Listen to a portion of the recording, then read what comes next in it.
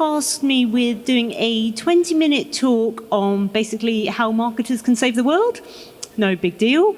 How can brands address the 17 SDGs? Small little things like ending poverty, gender equality, no big deal.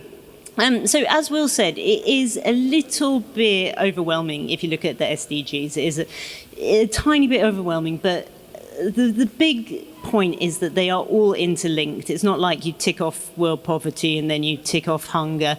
You have to view them all holistically. And I have a sort of secret weapon that will give you a way into the SDGs that will make them a bit more manageable. Now, you might be wondering whether that is something exciting like the metaverse, like NFTs, crypto. It's actually diversity. Oh, well, I'm so glad to see some enthusiasm because if I'm being honest, I talk about DEI at a lot of companies, and sometimes when you bring it up, you see people's hearts sink a little bit.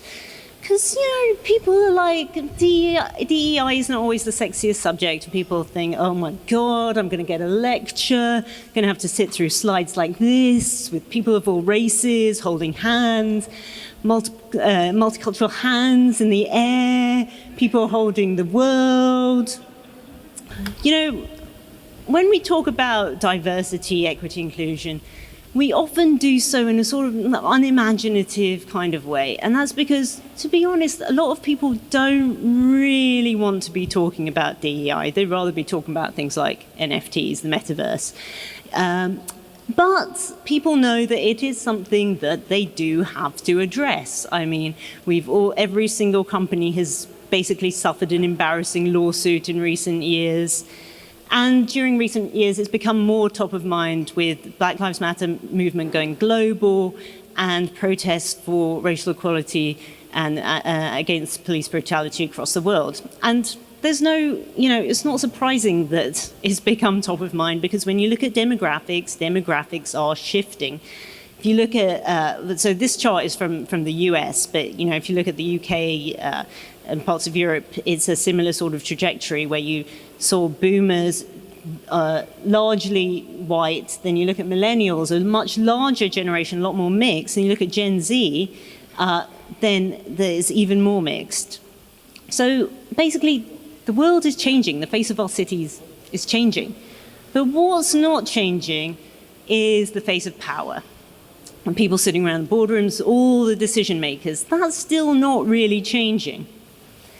We still face a lot of institutional sexism. So this study was from quite a few years ago. They found that there were more men called John leading major companies than women leading major companies. That's changed now. I think is Mark in some countries. So some progress being made in some areas. And, we still face institutional racism. So this study, again, is from the US, but there are similar studies in lots of different places. And this particular study found that you are twice as likely to get called back for an interview if you have a traditionally white name versus if you have a traditionally African-American name. So the fact that we still, the fact that we've been talking about diversity and, there's still glacial pace of progress is really frustrating because there's so many studies that show that diversity, it makes, it's not just political correctness, it makes good business sense. McKinsey did a big study finding that if you have gender balanced teams, you do better. If you have more racially balanced teams, you do better. And that makes sense, right? Because you're tapping into a broader range of experiences. You're tapping into more talent rather than just a homogenous sliver of society. And there have been studies that found that more diverse leadership teams lead to more innovation. And there have also been studies that show that more diverse teams, and there's a link basically between more gender-diverse boardrooms and an increased level of carbon disclosure reporting.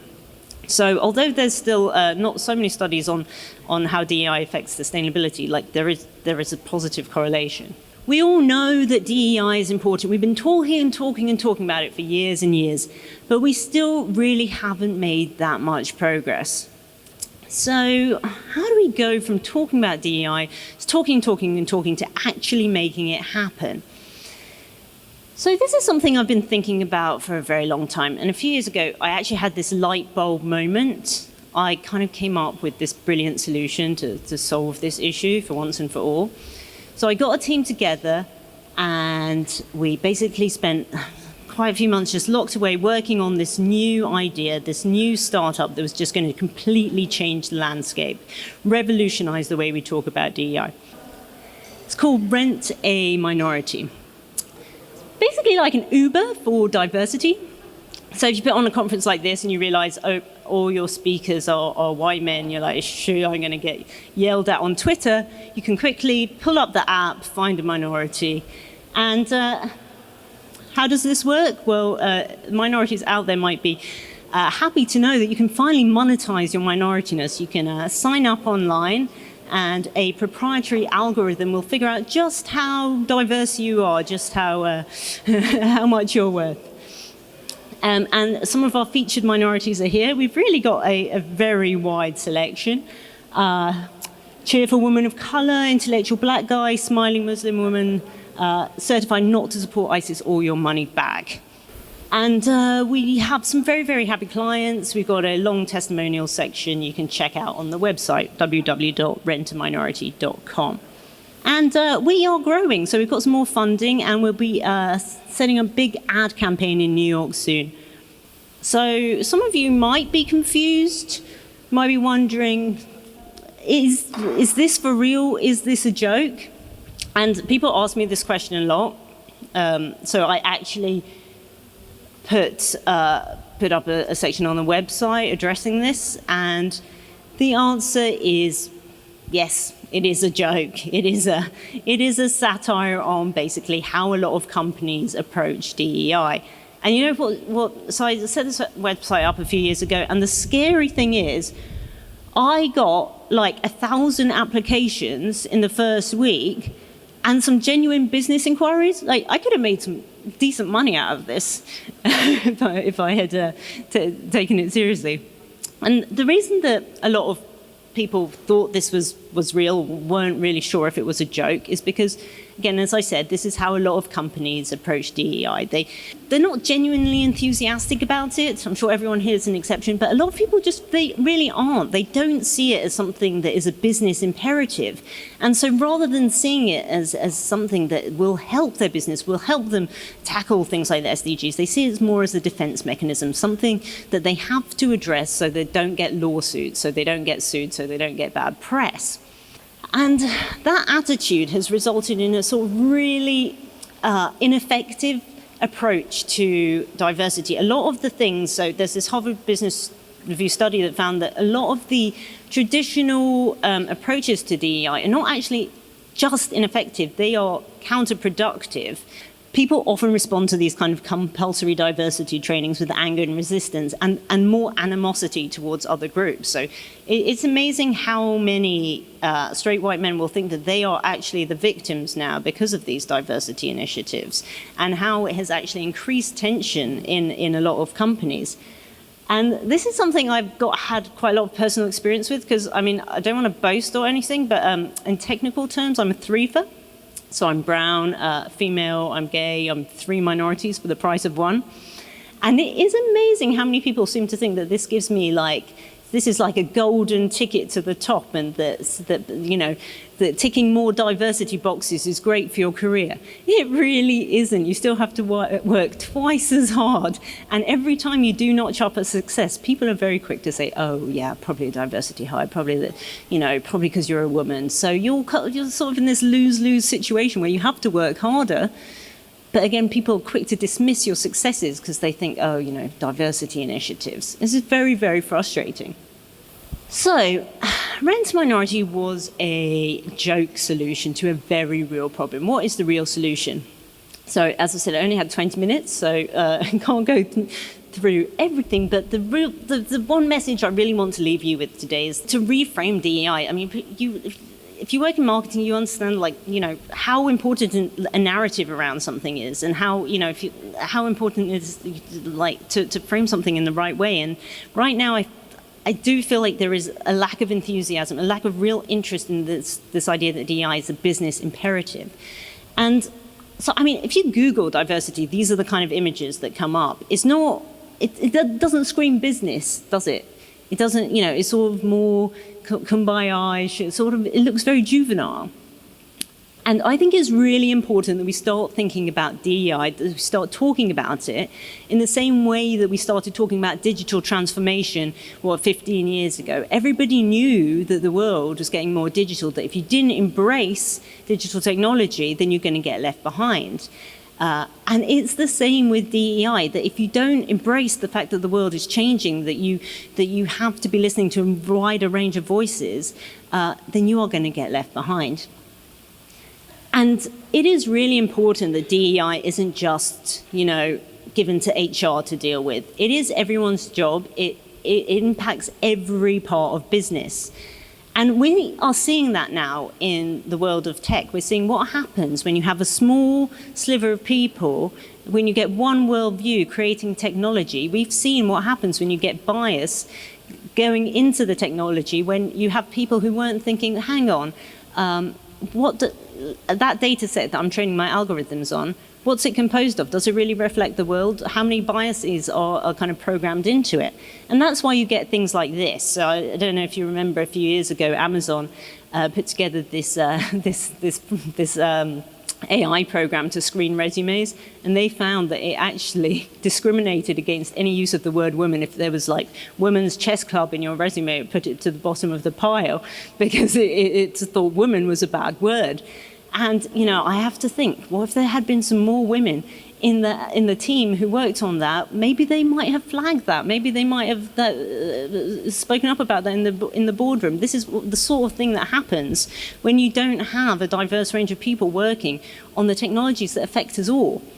And, you know, we're seeing more and more of this. And if you're from England to the UK, then you're very familiar with the big A-level scandal from a couple of years ago when algorithms were introduced to grade people's A-levels, and they found that they discriminated against people from lower incomes. And again, that is